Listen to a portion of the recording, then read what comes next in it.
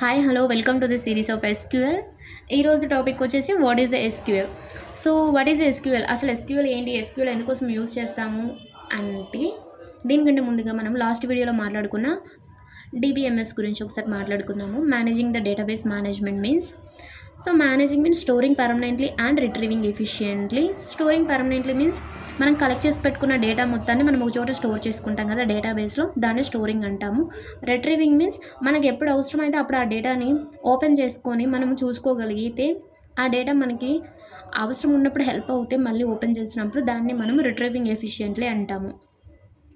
అందులో ఈ డేటాబేస్ అనేటివి మళ్ళీ 2 టైప్స్ ఉన్నాయి మనకి, relational and non relational. Relational database అని మనం వేటిని అంటామంటే, ఏ డేటా అయితే మనకి టాబులర్ ఫామ్‌లో రోస్ అండ్ కాలమ్స్ ద్వారా క్రియేట్ చేసి ఉంటుందో దాన్ని మనము రిలేషనల్ డేటాబేస్ అని అంటాము.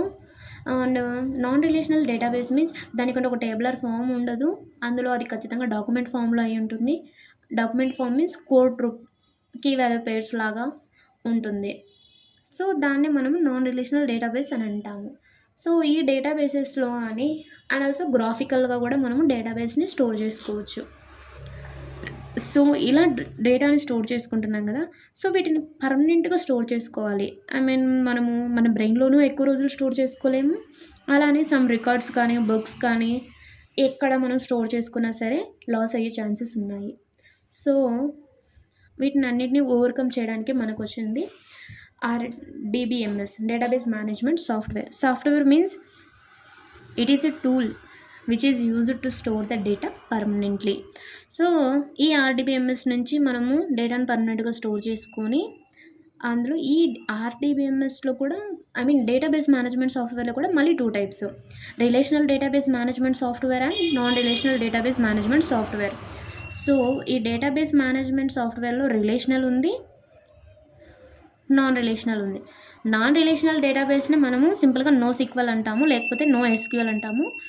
రిలేషనల్ డేటాబేస్‌ని RDBMS అంటాం. RDBMS రిలేషనల్ మీన్స్ మనకు తెలిసిందే. ఏ డేటా అయితే మనకు టేబులర్ ఫామ్‌లో ఉంటుందో దాన్ని మనం రిలేషనల్ డేటాబేస్ అంటాము. సో NoSQL అనేది మనం నాట్ ఎట్ ఆల్ యూజ్ చేయము. బికాస్ ఆఫ్ మనము NoSQL యూజ్ చేసి SQL క్వెరీస్ రన్ చేయలేము. సో కాబట్టి రిలేషనల్ డేటాబేస్ మేనేజ్మెంట్ సాఫ్ట్‌వేర్ అనేది SQLని చూస్ చేసుకుంటుంది కాదు, ఈ ఎస్క్యూఎల్ యూజ్ చేసి మనము RDBMSతో కమ్యూనికేట్ అవుతాము. సో ఇది లాస్ట్ వీడియోలో మనం మాట్లాడుకున్న definitions, topics. Next come to SQL. అసలు ఎస్క్యూఎల్ ఎందుకు యూజ్ అవుతుంది అంటే, ఇక్కడ డెఫినేషన్ రాశాను. దీనికంటే ముందుగా ఒకసారి ఈ డయాగ్రామ్ చూడండి. సో ఇక్కడ మనకు ఒక యూజర్ అనే వ్యక్తి ఉన్నాడు. ఇప్పుడు యూజర్ అంటే మనమే అయ్యి ఉండొచ్చు. సో మనం ఈ డేటాని మొత్తాన్ని డేటాబేస్ మేనేజ్మెంట్‌లో స్టోర్ చేసుకుంటాం. ఈ స్టోర్ చేసి పెట్టుకున్న డేటాని హార్డ్ డిస్క్‌లో పర్మనెంట్‌గా స్టోర్ చేసుకుంటాం కదా. ఈ హార్డ్ డిస్క్‌లో పర్మనెంట్‌గా స్టోర్ చేసుకున్న తర్వాత, ఇప్పుడు మళ్ళీ మనకు ఒకవేళ ఈ హార్డ్ డిస్క్‌లో ఉన్న డేటాని మనకు కావాలి, రిట్రీవ్ చేయాలి. రిట్రీవ్ చేయడం అంటే మనకు అవసరమైనప్పుడు ఓపెన్ చేసి చూసుకోవడాన్ని మనము రిట్రీవింగ్ అంటాము. ఈ డేటాని మనం రిట్రీవ్ చేయాలంటే ఈ యూజర్ డైరెక్ట్‌గా ఈ హార్డ్ డిస్క్‌తో కమ్యూనికేట్ అవ్వలేడు. ఎందుకంటే దీనికి నార్మల్ లాంగ్వేజెస్ అర్థం కావు. నార్మల్ లాంగ్వేజెస్ అంటే లైక్ మన తెలుగు కావచ్చు, హిందీ కావచ్చు, ఇంగ్లీష్ ఆర్ ఈ కన్నడ, మలయాళం ఏవైనా సరే ఈ లాంగ్వేజెస్‌తో మనము కమ్యూనికేట్ అవ్వలేము. సో ఈ రెండిటికి మనం డైరెక్టు డేటాబేస్‌తో గానీ, హార్డ్ డిస్క్‌తో గానీ కమ్యూనికేట్ అవ్వాలంటే ఫస్ట్ మనకంటూ ఒకటి కావాలి, కమ్యూనికేటర్, మీడియేటర్‌గా లాగా. ఆ మీడియేటర్‌కి ఇక్కడ మనకు డేటాబేస్ మేనేజ్మెంట్ సాఫ్ట్‌వేర్ అంటాం. సో ఈ డేటాబేస్ మేనేజ్మెంట్‌కి మనం చెప్పాలి. ఏమని చెప్పాలి? సో నేను ఈ ఒక హార్డ్ డిస్క్‌లో పలానా టేబుల్‌లో పలానా క్వెరీస్ పలానా ఇన్ఫర్మేషన్ నేను తీసుకోవాలి, ఒక పర్టికులర్ స్టూడెంట్ గురించి రికార్డ్ తీసుకోవాలి అని అనుకున్నామంటే, ఈ డేటాబేస్ మేనేజ్మెంట్ సాఫ్ట్‌వేర్‌కి మనం చెప్పాలంటే దీనికి నార్మల్ లాంగ్వేజ్‌లో కూడా అర్థం కాదు. సో దీనికి కూడా అర్థం కాదు కాబట్టి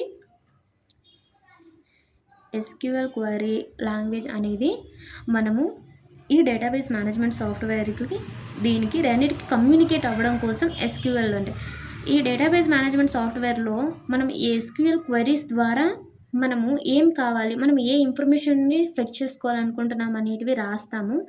ఈ రాసినవి ఈ హార్డ్ డిస్క్ ఈజీగా అర్థం చేసుకొని మనకు కావాల్సిన అవుట్‌పుట్‌ని మనకి సెండ్ చేస్తుంది. సో దాన్నే ఇక్కడ సింపుల్‌గా డెఫినిషన్ ద్వారా రాసాను.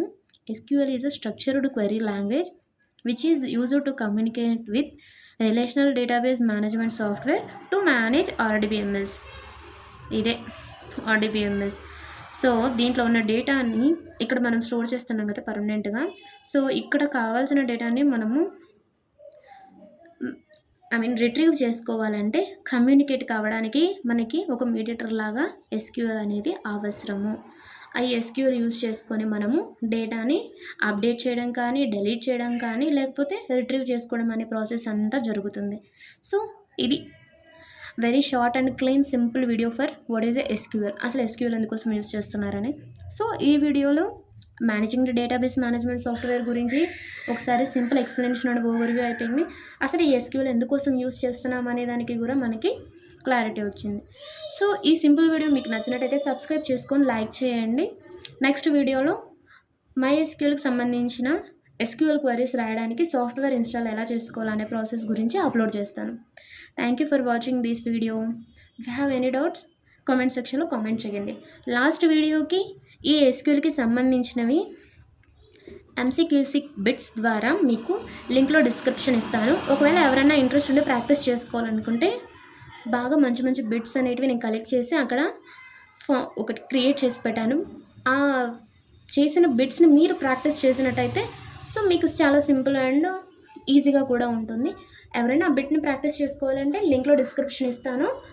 ఆ డిస్క్రిప్షన్ యూజ్ చేసుకొని మీ ఆ బిట్స్ని ప్రాక్టీస్ చేసుకోవచ్చు. Thank you for watching this video.